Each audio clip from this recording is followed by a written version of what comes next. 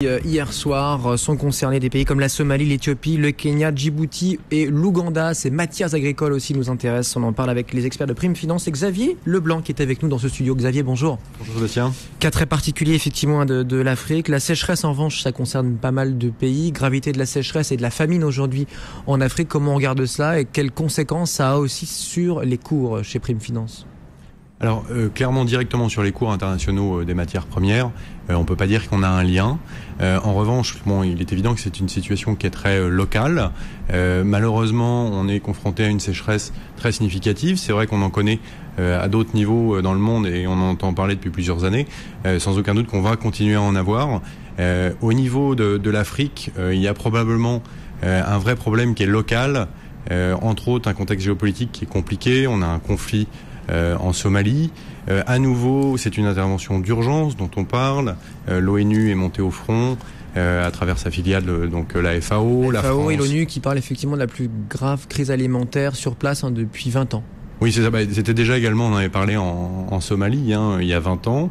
Mais à nouveau, on est dans l'aide d'urgence. On n'est plus du tout dans la prévention, comme on aurait probablement dû le faire. On n'a pas de stock d'intervention. Les gouvernements n'ont pas pris les mesures nécessaires pour répondre à ce type de situation. Donc on est vraiment à nouveau en retard. Et on en parle parce que on est dans un état d'urgence. On touche effectivement la famine pour beaucoup de populations. Mais il y a certainement une autre organisation à mettre en place pour les années à venir. Et c'est même quasiment évident du fait de la démographie absolument explosive en Afrique, puisque on n'en parle pas directement, mais il y a quand même une augmentation de la population qui est très importante. Donc même s'il est vrai qu'il y a une sécheresse actuellement, il y a sans aucun doute un problème face à cette population qui augmente. On est quasiment sur des populations qui prennent de l'ordre de 50, quasiment 100% tous les 25 ans en ce moment. Donc c'est gigantesque. On attend, si je me trompe pas, quelque chose comme 2 milliards d'habitants d'ici 2050 en Afrique. Il y en a 1,2 milliard aujourd'hui et quasiment 4 milliards en 2100. Donc les mesures au niveau de l'agriculture africaine, il va falloir les prendre maintenant. D'où ce cri d'alarme, cette urgence donc donnée par la FAO qui réclame d'ores et déjà 120 millions de dollars donc pour cette corne de l'Afrique. On va continuer à suivre cela sur BFM.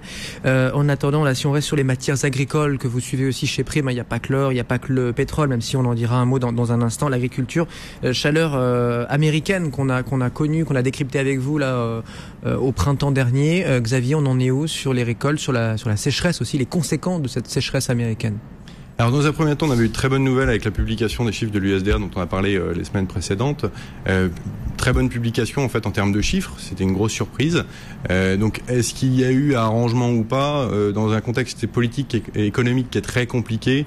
Il est évident qu'arranger un peu les chiffres, parce qu'on n'a pas spécialement envie de se rajouter une crise alimentaire sur la situation économique actuelle, était tentant.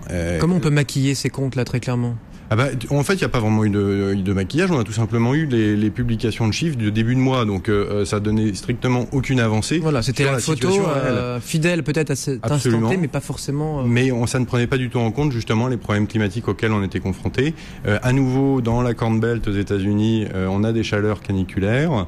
Donc, ça peut toucher les rendements, sachant qu'on a des stocks, on le rappelle, au niveau maïs aux États-Unis, mais également mondiaux, qui sont très faibles. Une baisse de rendement pour avoir des conséquences qui sont importantes. Et on le retrouve d'ailleurs immédiatement dans les cours, puisque les cours du maïs sont remontés de manière très significative ces dernières semaines. Donc c'est quoi le marché s'engouffre là-dedans? Il spécule en anticipant peut-être... Là, c'est de la pure anticipation, puisque ça dépend totalement de la situation météorologique. Une offre qui n'arriverait pas à suivre dans les prochaines semaines? C'est une possibilité. Donc il y a peu de raisons en définitive de voir les cours monter très fort à court terme ou baisser très fort, puisqu'on a trop peu d'informations. L'actualité aussi de ces dernières 48 heures, 24 heures, Xavier, ce sont ces métaux précieux. Il y a l'argent à $40, loin de ces plus hauts récents, qui étaient plutôt autour de 50. Mais l'once d'or, là, pour le coup, on l'a crié sur tous les toits, c'était bien un plus haut historique à 1600. Bon, c'est un beau chiffre, 1600. Certains parlent de 1800, 2000. On vous a déjà entendu évoquer ces 2000 à moyen terme. Oui, on a déjà parlé, mais de notre côté, c'est un peu le concours. À chaque fois qu'on passe à une nouvelle barre, on propose un nouvel objectif. Oui, mais ça prend tout son sens. C'est pas juste un commentaire de chiffres. On voit que dans les dettes on n'ose plus s'y réfugier, peut-être un peu la dette allemande, la dette américaine, parce qu'elle est très liquide, mais il n'y a plus grand-chose qui rassure. L'or, lui, rassure toujours. Oui, alors de toute façon, psychologiquement, ça a toujours été un refuge. On a beaucoup parlé effectivement de la problématique européenne, de la dette européenne, de la dette américaine. Ce dont on a moins parlé, et qui est aussi un ressort très significatif des dernières semaines, c'est la littérale explosion de la demande dans des pays comme la Chine et l'Inde, qui sont déjà des consommateurs gigantesques d'or physique, mais dont la consommation continue à augmenter. Et là, c'est pour répondre à un autre type de problématique, c'est qu'ils sont confrontés à une inflation qui est de plus en plus importante. Et pour se protéger face à cette dévaluation de leur monnaie permanente, eh bien, on continue à acheter de l'or. Donc c'est une demande physique structurelle, là, c'est pas le folklore, là, c'est des mariages qu'on raconte de temps en temps. Alors, c'était très saisonnier. En Inde, on parle souvent d'une saisonnalité au niveau de la consommation d'or. Là, dans les chiffres qu'on a, c'est une consommation qui est permanente. Donc ça rajoute encore plus à la demande qu'ils avaient actuellement. On a en plus une accélération au niveau des produits qui permettent d'accéder à l'or, c'est-à-dire qu'il n'y a plus uniquement de l'or physique, mais aussi la facilité d'accéder à de l'or, on va dire, papier. Les fameux ETF, les trackers. Exactement, il y a création des ETF. La hausse.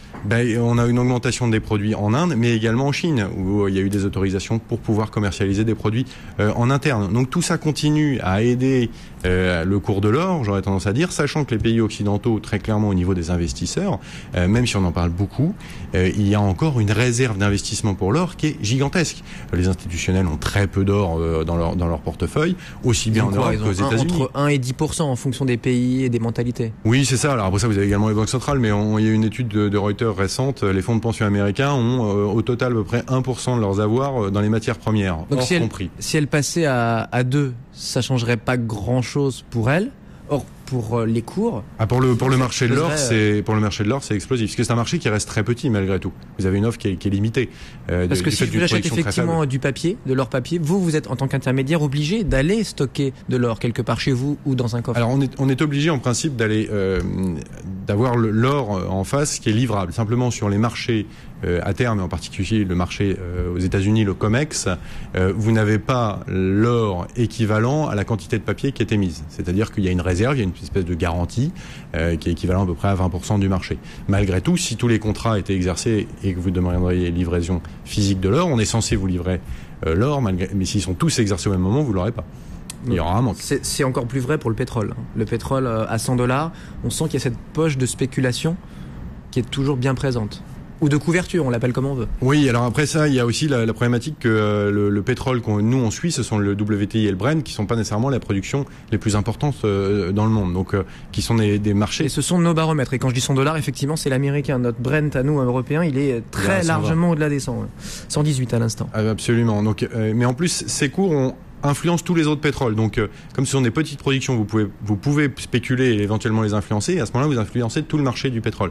Donc oui, sans aucun doute, vous avez des forces spéculatives qui sont importantes. Malgré tout, ça montre bien qu'on a une tension gigantesque sur le pétrole. Et on le redit depuis plusieurs semaines. On a une vraie inquiétude pour la capacité qu'on aura à répondre à la demande actuelle. Est-ce que l'offre, et en particulier de l'Arabie Saoudite, sera suffisante? Parce que la demande en provenance des pays émergents, elle est toujours bien présente et elle est toujours très importante. On continue de suivre cela avec vous chaque semaine. Merci Xavier Leblanc, expert de Prime Finance. À très vite sur notre antenne, 16h26.